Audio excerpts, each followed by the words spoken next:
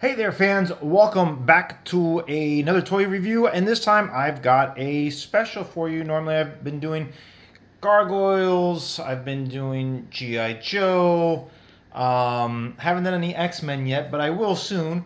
I think I've done, a handful of Transformers, specifically with the RED line, and then we did do a Skyquake from the Legacy line. But this time I actually came across an Earthspark figure. Now, I've seen the image a couple of months ago of the toy in robot mode. I thought it looked really good as far as the robot mode goes. I didn't like so much the dinosaur mode. You guys know I haven't been keeping up with the actual series itself, so I don't know. I did come across a clip where one of my favorite voice actors who used to voice Gargoyles Goliath, David Keith, is voicing Grimlock. So that was a really nice, cool surprise there, because I do like the guy. I think he's very talented.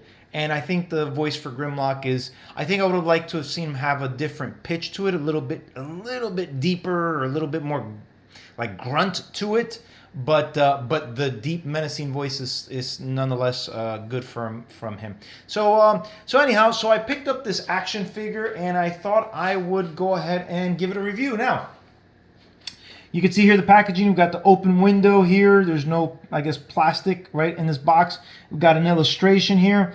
We've got a Build-A-Figure, which is, I think, if I'm not mistaken, new to Transformers. Hasbro does do that with its Marvel Legends action figures, and they're basically mimicking what Toy Biz used to do, right? Toy Biz, who originally had the license for Marvel action figures, used to do that. They were the ones who came up with that idea.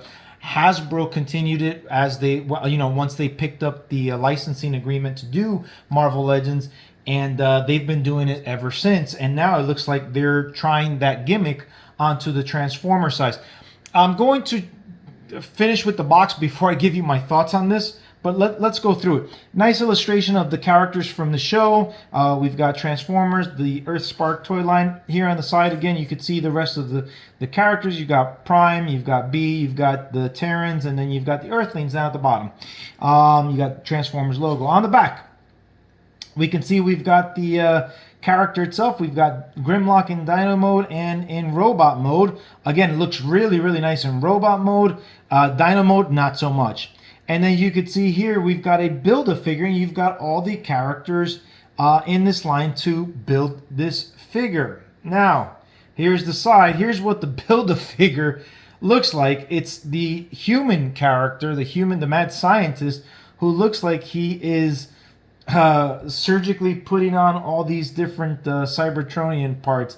I gotta be honest with you guys, this is the dumbest gimmick I've ever seen for Transformers. I mean, I think, number one, Transformers, we have combiners. And usually what they do for the Marvel Legends, when you have a Build-A-Figure, you usually get, 5 regular size figures, right?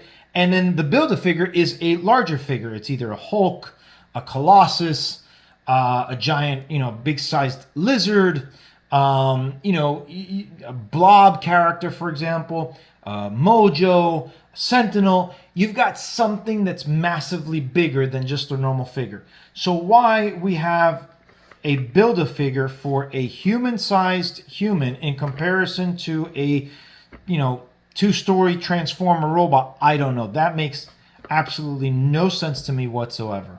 I'm number one, I don't like this character. When I compare him to, let's say, Silas, there's no comparison. Silas was much more realistic in what he was trying to achieve than what I got to see off of this guy's first episode. But anyhow, the gimmick itself is what I want to focus on. In order for this to work, I would want to see something bigger. Like, honestly, be it that like Megatron and Optimus are the 2 biggest characters, I would want to see like all these small little characters to a Build-A-Figure of a large Megatron. Or you could have had these guys to Build-A-Figure into actual Grimlock, right? Have these guys have the leg, the arms, whatever, and then it comes together to build a bigger Grimlock, like, what would be equivalent, because he's a T-Rex, and he still transforms. That would have been a really cool Build-A-Figure gimmick, in my opinion. Again, you have a bigger than the normal size characters. Build a figure, transform it, right? I mean, I don't know what Hasbro was thinking about. But anyhow, that's enough of my rant here. Let's go ahead and open them up. I'm looking forward to seeing, I like I said, I like the robot design here. Oh, and before I get into it, here's, you know, some more character designs here. And then down at the bottom, we've got the UPC and all the stuff down here. All the legal mumbo jumbo. So let's crack this sucker open. All right, and here is Grimlock out of package in robot mode. And I have to say, you know, I've got to share with you guys, and I think I've said this before on a previous video that I posted. My main thing with Transformers lately from Hasbro is that the material, the plastic, it feels so cheap. It does not feel like it used to. I think from RID forward, I feel, and I don't know if you guys agree with me or not, but I feel like the quality of plastic has changed. It doesn't feel as sturdy, doesn't feel as, I don't know, there's something about it. And I feel like this character, you know, it suffers from the same. I feel like it's another RID action figure, to be honest with you. But let's get into the details of it. I like the design. I really do. I like how these, I don't know what to call them, but they're kind of like, they kind of resemble spikes coming out of him. So that's pretty cool, and you see it all the way down to his foot. I'm imagining this will make for the tail. Good bulky character. I like the design, the overlapping metal. It's very reminiscent to Prime. Really nice design. I like it. Very, very reminiscent to G1. Got good size shoulders. You've got the nails for the T-Rex mode right here in the forearms. The head, and it looks like the little T-Rex arms fold to the back. So overall, not a bad looking figure as far as what you get, which is a deluxe, to be honest with you. And that's the other part, is that it's a deluxe, right? Shouldn't Grimlock be bigger? Shouldn't he be like, I don't know, what comes after deluxe, right? What an ultra figure, I think it is, or a leader class, right? It would have been nice to see him at that level, but it is what it is. Looking at the back of the character, again, you've got the T-Rex head that comes. Really hollow parts here. The tail is folded into the back. This entire back area is completely exposed. So it would have been nice to have some type of cover. Maybe there's a third party that will do that. I don't know, but as you can see, the whole back of the leg is completely exposed. And likewise, the inside of the forearms is completely exposed. Now, you know, the fist I would imagine the fist would go in there, right, when he transforms. But we've seen figures that do that. They have an open flap. The fist will go in, and then the flap will close back again. So gaping holes are not you know, they're not good for me. I don't consider them good, especially since we've had figures in the past that have had that detail, right? So for us to take steps backward are never good. I think when it comes to action figures, technology, etc., it should always be progressing forward. Our figures should be better today than they were, I don't know, 5-10 years ago, right? And I just don't see that happening with Hasbro, unfortunately. You know, so let's go ahead, and for now, let's actually talk about his accessory. It comes with one accessory, which is this gun right here. Very, very reminiscent to his G1 style. The only difference is it's gold with red versus black. So the color's a little bit different. I think I would have preferred black because I think he's got enough gold on him already. So I think black would have been better. But there it goes, fits in his hand. Nothing big. I do like the detail in the gun. Again, it's very, very reminiscent to his G1 counterpart. Let's go ahead and turn our platform on so we can see him rotating. So you can see they're going around. Now, while that's rotating, I do want to talk about the other accessory that he comes with, which is this human leg to that mad scientist that I don't even know his name. And I don't really care for it, to be honest with you. Now, there's no articulation in this leg whatsoever, other than the open area for it to fit into the ball joint of the groin area, right, or the waist area, right? So there's no articulation in the leg, nothing in the knee, nothing on the ankle or on the foot. It's just a solid leg. So if you like this character and you're going to buy all the action figures to build it, you're essentially going to get a very, very limited articulated human figure, which is going to stand approximately about the same size as the Transformers, which makes no sense whatsoever. I don't, like I said, I don't like this. This is the worst gimmick I have ever seen on a Transformer franchise. Worse than the Minicons, worse than combining two figures together and doesn't look great, worse than maybe a key unlocking. I mean, all those gimmicks were at least cool ideas. Maybe the execution was not that great, or there were certain areas of opportunity, but they were gimmicks that I could see working. This I don't see working. So I'm sorry to sound negative, but this just makes absolutely no sense to me whatsoever. Let's go ahead and transform him. Let's take a closer look at the Dinobot, at the Dino mode. This is my favorite mode right now, Robot. I'm not crazy about the Dino mode, but let's go ahead and give it a shot. All right, fans, and here we've got Grimlock in his Dino mode.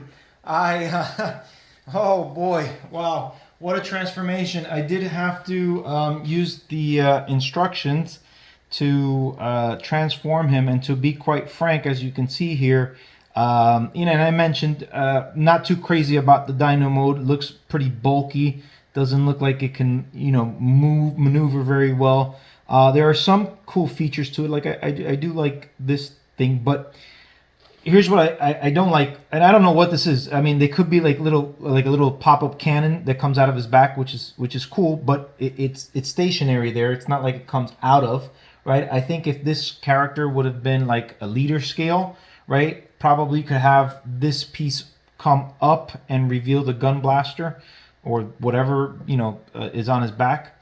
I think this tail is extremely thick for the rest of the size of the figure. I mean, look at the size of the tail in comparison to the head. The head is a cool sculpt. I like the head sculpt on this. But that's as far as it goes. Now, I will say that it is pretty much reminiscent to the to G1 as far as the colors go. So I do like that. It also carries over from, looks like we've got some glow effects here on the side, which I would imagine the 3D character has on the show. That's a little reminiscent of the Prime aspect, because we really didn't see those types of glows until Prime came along for the most part, right? But again, I do think that this figure does not work well. Look at the back of the legs. You've got look at all that, you've got that hollow. Now here's the frustrating part. You've got the fist to be the back heel of the foot in Dinosaur mode. That just doesn't even look right. I mean, you're going to tell me you can't make that fist to go in here? You can't. You literally can't, because it stops right there. It's got this portion here. I don't understand, what happened with the engineering behind there. This should go up, and maybe this little piece should have came down to give it some extra support. I don't know, but this does not look good at all as far as a figure goes, to be quite frank. Now, you've got your gun accessory here that can be mounted here on the top. Right, so for some extra firepower, I do like that gimmick. And there you have it. There you have it. As far as quality goes, no issues as far as like loose dangling parts. But again, my issue with all of these figures, not just this one, is the level of quality of the plastic. It just doesn't feel as solid as it used to. Again, I'm not too crazy about the design here on the legs or on the tail. It looks really thick.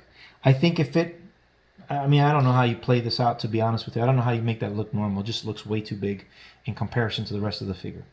But let's go ahead and compare him to some other characters from Transformers and see how he fares. All right, so here I've got him next to, I figured I'd compare him to where I pointed to as far as the change in plastic. And I've got him here next to RID Grimlock with a more of a G1 recolor. I wasn't too crazy about the green and black version. As you can see here, he's not, even though he's a T-Rex, he's not really a T-Rex. He looks more like Godzilla. He looks like a mixture between Godzilla from, like, I think it was it the year 2000 or the late 90s or something like that. Not the modern Godzilla now that we've seen again, but the one that was like reinvented, where it's a female Godzilla and it runs around New York and lays eggs towards the end of the film. Anyhow, that's what it kind of reminds me of as far as like the facial structure and even the way it stands. I think this figure is a little bit more of a T-Rex, right, than this one is. But the level of the plastic feels the same when I'm playing around with them, right, or when I was transforming them. So that's why I keep comparing the two. Let's go ahead and start rotating this, and you can see here the differences. If I can get this thing to rotate, there we go. And as we swing around to the back, you see the tail kind of, he stands up. He's a little bit more upright than Earthspark Grimlock, right? Earthspark Grimlock has a little bit more of a classic T-Rex where he's leaning forward. The nozzle of the face is leaning forward. Now here's the articulation on Grimlock itself. It's really just his jaw. These little hands don't move. And the legs, which are the arm and robot mode, are basically about it, right? So you've got some rotation here at what would be the shoulder joint, and then a little bit on the elbow. But due to how the elbow's done, right, you can't bend the leg forward at the elbow joint. You can only bend it inward.